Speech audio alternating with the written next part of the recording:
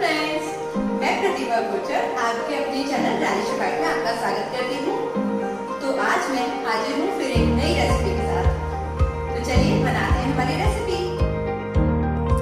तो फ्रेंड्स, कैसी लग रही है मेरी ये फ्लेकी सी आलू चीज़ पैटीज? देखते ही मुंह में पानी आ रहा है ना। तो चलिए आज हम यही बनाने वाले हैं।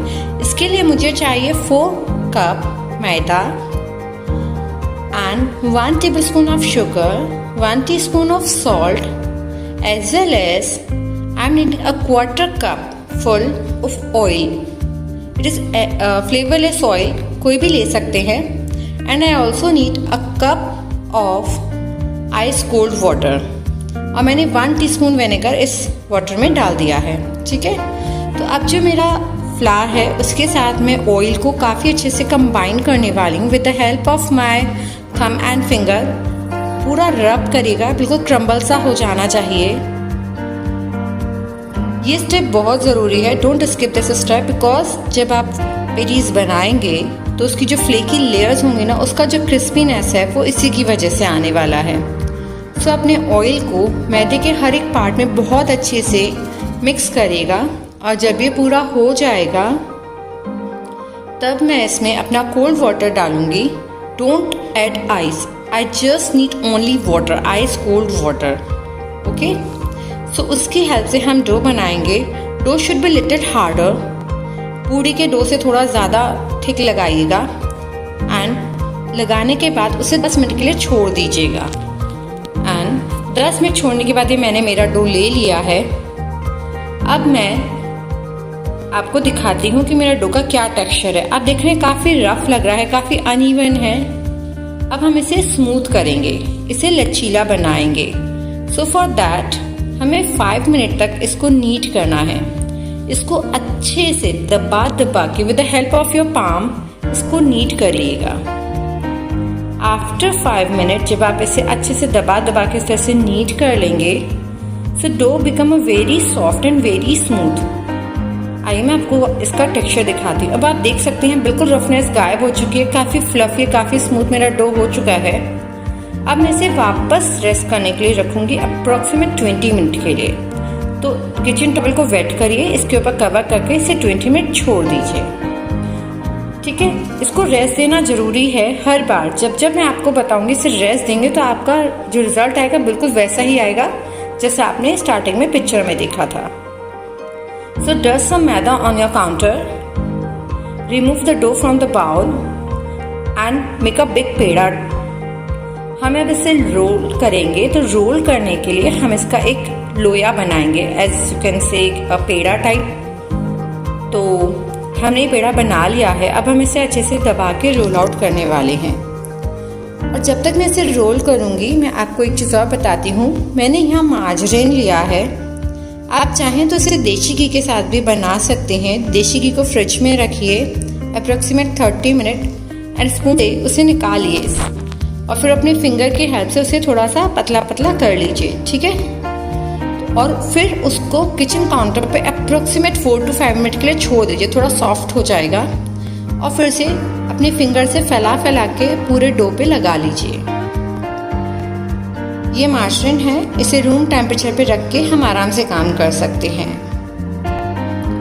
तो अब मैं मेरा जो मैंने रेक्टेंगल शेप का मेरा डो को रोल आउट करा है उसके सेंटर में अप्रॉक्सीमेट 1 इंच जगह मैं चारों तरफ छोड़ूंगी और जो मेरा मार्जरीन है उसे अच्छे से फैला लूँगी. मार्जरीन या घी दोनों में से कोई एक चीज़ लीजिएगा और उसे इस तरह से फैला लीजिएगा. मुझे ये चारों तरफ फैलाना है साइड का 1 इंच छोड़ के. जब ये मेरा अच्छे से सब तरफ फैल जाएगा बिल्कुल सारा पोंछ के ले लीजिएगा. चाहे आप मार्जरीन ले या घी लें, प्लेट में नहीं बचना चाहिए. ओके. एंड फोल्ड को प्लीज़ ध्यान से देखिए. मुझे ये 3 फोल्ड चाहिए. अब जो मैंने साइड की जगह छोड़ी थी अब आप समझ गए होंगे कि जब मैं इसे दबाऊंगी तो निकल जाएगा. तो इसलिए साइड की 1 इंच जगह छोड़नी बहुत ज़रूरी है. अब मैंने इसका एक छोटा पार्सल बना लिया है एंड वापस उसी बाउल में रख दिया है. And again a kitchen towel हम इसके ऊपर कवर करेंगे विच इज़ वेट. ठीक है. अच्छे से कवर कर लिया. ओके. एंड अब इसे 30 मिनट के लिए हम रेस्ट देने वाले हैं. ये आलू मैंने बॉईल लिए हैं। इसमें मसाला डाला है, नमक, लाल मिर्च, गरम मसाला, धनिया और हरी मिर्च। आप अपने टेस्ट के अकॉर्डिंग थोड़ा चाट मसाला भी डाल सकते हैं। अब 30 मिनट मेरे डो को रेस्ट करे हुए हो गए हैं। अब मैं इसे वापस निकाल लूँगी, किचन काउंटर पे रखूँगी। थोड़ा सा मैदा डस्ट करूँगी किचन काउंटर पे। कभी भी डायरेक्ट नहीं बेलेंगे, हमेशा मैदा डस्ट करेंगे फिर बेलेंगे। अभी मेरा मैदा डस्ट होके तैयार है। अब आप देखिए, ध्यान से देखिए, इसको बेलने का वे होता है हल्का हल्का दबाते हुए। यदि आप इसे एकदम से प्रेस करके बेलना चालू करेंगे तो होगा क्या, जो आपने अंदर स्टफिंग डाली है फैट की, it may be a margin और इट मे बी अ घी, वो पूरी एक साइड हो जाएगी। उसको इवनली स्प्रेड करने के लिए हम बेलन को इस तरह से दबाते दबाते थोड़ा इसे पतला कर लेते हैं। और जब ये थोड़ा पतला लगे और हमें लगे कि we can easily roll it, so just roll it. Okay, अब आपको इसे इतना पतला बेलना है कि ये 1/4 इंच थिक रह जाए और बहुत आराम से करेगा।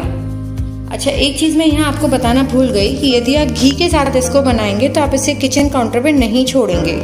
आपको इसे 30 मिनट फ्रिज में रखना है, फिर निकालिए, नीचे मैदा डस्ट करिए और सेम इसी तरीके से बेलना है।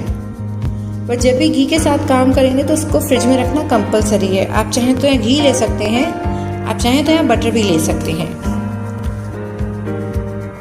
अब मैं इसे धीरे धीरे बेलती जाऊंगी, आराम से बेलिएगा। कभी भी ये ध्यान रखिएगा, पेटीज में कभी भी प्रेशर देके नहीं बेला जाता है। बहुत सॉफ्ट तरीके से हाथ तरफ से इसको हल्के हाथ से बेला जाता है। आपको इस पर दबाव नहीं डालना है।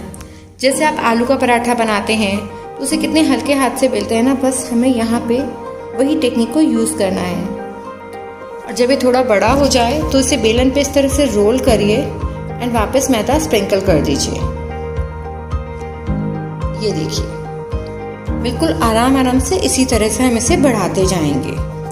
अब ये मेरा अप्रोक्सीमेट 1/4 इंच थिक हो गया है। आप देख सकते हैं कितना पतला हो गया है। ओके, सो अब ये जो फोल्ड है ये पहले से डिफरेंट है। सो ये देखिए, पहले इसकी थिकनेस देख लीजिए, एक पराठे जैसी अप्रोक्सीमेट 1/4 इंच थिक। ठीक है, अब हम इसको फोल्ड करेंगे।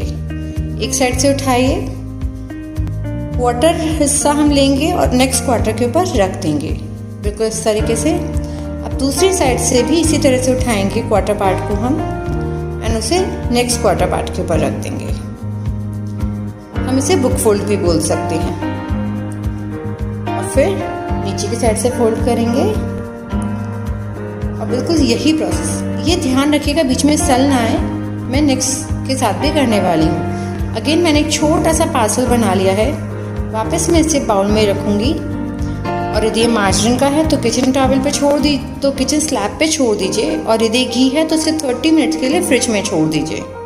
ओके, आफ्टर 30 मिनट मैंने वापस से मेरा ये पार्सल निकाल लिया है और अब मैं इसे बेलने वाली हूँ। अगेन जो हमने पहले करा सेम वही करना है। मैदा डस्ट करिए ऊपर और नीचे और उसको रोल आउट कर दीजिए,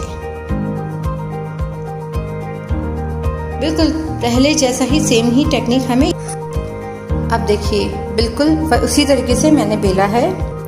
बिल्कुल हल्के हाथ से इस बार भी हम बेलेंगे और कोशिश ये करिएगा कि ये जब एक साइड से पूरा लंबा हो जाता है तो उसे रोल करिए और उसकी सेकंड साइड से इसे फैलाइए। ठीक है, आप मैदा कम से कम यूज़ करिएगा। इसको रोल आउट करने में जितना ज़रूरी है उतना ही डालिएगा। इससे जब आप पेटीज को बेक करेंगे तो उसमें फिनिशिंग बहुत अच्छी आएगी। अब मैंने इसे वापस पहले जैसा ही थिक बेल लिया है, पूरा अच्छे से हर तरफ से। कोई हिस्सा मोटा कोई हिस्सा पतला नहीं रहना चाहिए। जल्दीबाजी नहीं करनी है, आराम से प्रॉपर बेलना है। बेस्ट रिजल्ट के लिए यदि आप सारे स्टेप फॉलो करेंगे तो आपके जो पेटीज निकल के आएंगी वो बहुत ही शानदार बनेंगी। यदि आपको लगता है कोई हिस्सा मोटा है तो वहाँ बिल्कुल हल्के हाथ से बेल के उसे पतला कर लीजिएगा।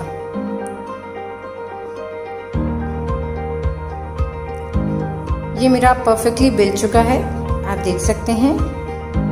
अब मैं इसे वापस फोल्ड करूंगी। अब इसकी फोल्ड वापस अच्छे से देखिएगा। ये देखिए, वापस 1/4 पार्ट को लिया मैंने, फोल्ड कर लिया। दूसरी साइड के क्वार्टर पार्ट को लिया मैंने, फोल्ड कर लिया, इसको इसके ऊपर डाल दिया एंड ऊपर वाले क्वार्टर पार्ट को सेंटर में ले आए, नीचे वाले क्वार्टर पार्ट को भी सेंटर में ले आए। और प्लीज़ ये जो सेल आ रहे हैं इनको हटाने का ध्यान रखिएगा। और यदि फैट बीच बीच में से निकल जाता है, घी या मार्जिन, तो कोई दिक्कत नहीं है, आप उसे वापस उठा के उस जगह पर लगा दीजिए, थोड़ा सा मैदा ऊपर स्प्रिंकल कर दीजिए। ये मेरा पार्सल फिर से तैयार है। मैंने टोटल 2 बार पार्सल बना चुका है, ये मेरा तीसरी बार बन रहा है। ओके, एंड ये फाइनल है। वापस 30 मिनट के लिए मैं इसको छोड़ दूंगी। मार्जिन है तो किचन पे, और यदि घी है तो उसे फ्रिज में छोड़िएगा। अब फुल एंड फाइनल स्टेप मैं करने वाली हूँ। मैंने मेरा पार्सल वापस स्लैब पे लिया है। अब हम पैटीज बनाने वाले हैं। ये मेरा बिल्कुल तैयार है। अब इस आलू को मैं अच्छे से मैश कर लूँगी, क्योंकि मुझे अभी इसमें 1 कप चीज़ और ऐड करनी है। यदि आप चाहें तो इसे केवल आलू की पैटीज भी बना सकते हैं, और यहाँ पे आप चाहें तो पनीर भी ले सकते हैं, आपकी चॉइस है। अंदर की स्टफिंग आप अपने हिसाब से चेंज कर सकते हैं। अब देखिए, अब मैं पैटीज बनाने वाली हूँ, तो उसके लिए वापस पहले वाले तरीके से ही मैं इसको हल्के से दबाते दबाते हुए रोल आउट करूँगी। यदि आप कभी भी इसे जोर से दबाएंगे तो होगा क्या, जो लेयर्स मेरी खुलनी चाहिए ना, जो फ्लेकीनेस के लिए एक एक लेयर को अलग होना चाहिए, वो नहीं हो पाएगा। अब चूंकि मेरा डो बहुत ज़्यादा है तो उसको हाफ कट करके मैं फ्रिज में रख दूँगी। ये 30 डेज तक आप क्लिंग रैप में रैप करके या जिप लॉक पैकेट में रख के इसको फ्रीज़र में रख दीजिए। 30 डेज तक ये डो ऐसे ही रहता है, बढ़िया रहता है। आपके घर में जब भी गेस्ट आने वाले हैं या बच्चों को कुछ अच्छा सा खाने का मन हो तो आप इसे वापस निकालिए, 30 मिनट के लिए किचन स्लैब पे छोड़ दीजिए एंड इसे वापस रोल आउट करके जो शेप देना है दे दीजिए। ये फिर से तैयार है बनने के लिए। तो चलिए अभी हम चलते हैं हमारा जो डो हमने बाहर निकाल के रखा है उस और। तो अब ये डो हम ले लेते हैं और इसको हम बेलेंगे। अच्छा, एक चीज़ और आप ध्यान रखिएगा, जब भी हम घी को फ्रिज से निकालते हैं वो काफ़ी हार्ड रहता है, तो उसे 1-2 मिनट रेस्ट करने दीजिए किचन काउंटर पे, फिर आप उसे रोल आउट करिए। बस ज़्यादा देर मत लगाइएगा, ज़्यादा देर लगाएंगे तो घी मेल्ट हो जाएगा, और मेल्ट घी को जब आप रोल आउट करोगे तो वो साइडों से बाहर निकल जाएगा। ओके, अभी मैंने रेक्टेंगल शेप में मेरा डो बेल लिया है। इसे बिल्कुल इवन करिएगा, साइड से काट दीजिएगा। ये जो साइड से कटेगा इसको आप क्रीम रोल में यूज़ कर सकते हो या किसी भी वे में आप यूज़ कर सकते हो, खारी बना सकते हो। ये वेस्ट करने के लिए ये वेस्टेज नहीं है, ये रीयूजेबल है। अब ये मेरा बिल्कुल इवन हो चुका है। अब मैं इसको डिवाइड करूँगी। मुझे जितनी बड़ी पैटीज चाहिए उस हिसाब से मैं इसे कट कर लूँगी। पहले मैं इसके मार्क लगाती हूँ। आप इवनली ध्यान रख के साइज का मेजरमेंट करके करिएगा। और मैं इसके स्क्वायर पीसेस बनाने वाली हूँ।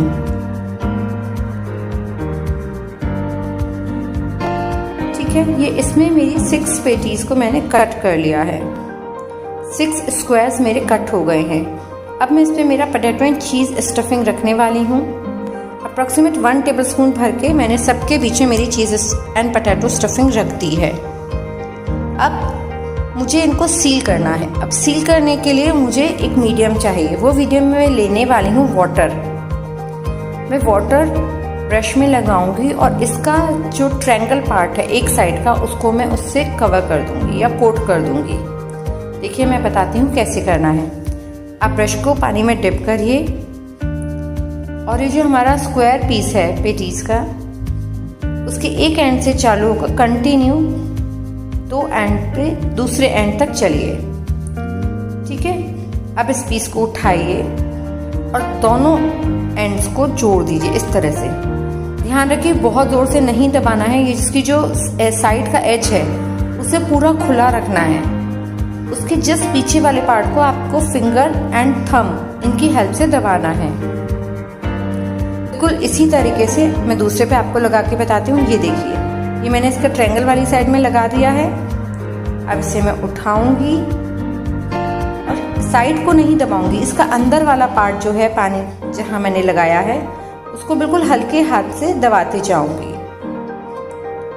यदि आपने इसका जो साइड का कोना है उसे दबा दिया तो जो मेरी फ्लेकीनेस है वो इतनी उभर के नहीं दिखेगी। अब मैंने थोड़ा सा दूध लिया है, अप्रॉक्सीमेट 1/4 कप, उसमें 1 टेबलस्पून मैंने बटर डाल दिया है एंड थोड़ी सी मैं शुगर इसमें ऐड कर दूंगी, अप्रॉक्सीमेट 1 टीस्पून। और इसको मैं अच्छे से मिक्स करूंगी और बटर को भी मेल्ट कर लूंगी। तो ये मेरी मेल्ट होके तैयार है। अब मैं इसे, जो मेरी पैटीज मैंने बनाई है, मैंने मेरे ओवन को 200 डिग्री पर 10 मिनट्स के लिए प्रीहीट करा है। अब मैं बटर, शुगर एंड मिल्क तीनों को वेल कंबाइन कर लूँगी। यहाँ पे मैं यूज़ करूँगी मेरा ब्रश और पेटीज़ के ऊपर चारों तरफ, जो उसका टॉप पार्ट है उसके चारों तरफ अच्छे से मेरा ये बटर वाला मिक्स लगा दूँगी। सब पेटीज़ पे अच्छे से कोट करिएगा क्योंकि इससे मेरी पेटीज़ का कलर बहुत ही प्यारा आएगा। अब ये देखिए, जो बचे हुए पीस थे उससे मैंने क्रीम रोल बना लिए हैं। अब ये पेटीज़ मैं अप्रॉक्सीमेट 25 to 35 मिनट्स के लिए ओवन में रख देती हूँ 200 डिग्री सेल्सियस पे। आप देख सकते हैं ये अभी से खुलना चालू हो गई हैं। जैसे इन्हें हीट मिलती है इसकी परतें खुलने लगती हैं। और ये देखिए बनके तैयार है। आप देख सकते हैं इसकी एक लेयर कितनी अच्छे से खुली है, बिल्कुल क्लियर दिख रही है। बिल्कुल यही रिजल्ट आपको मिलेगा यदि आप सेम प्रोसेस फॉलो करेंगे। तो एंजॉय करिए शानदार आलू चीज़ पैटीज़ और ज़रूर बताइएगा कि ये आपको कैसी लगी।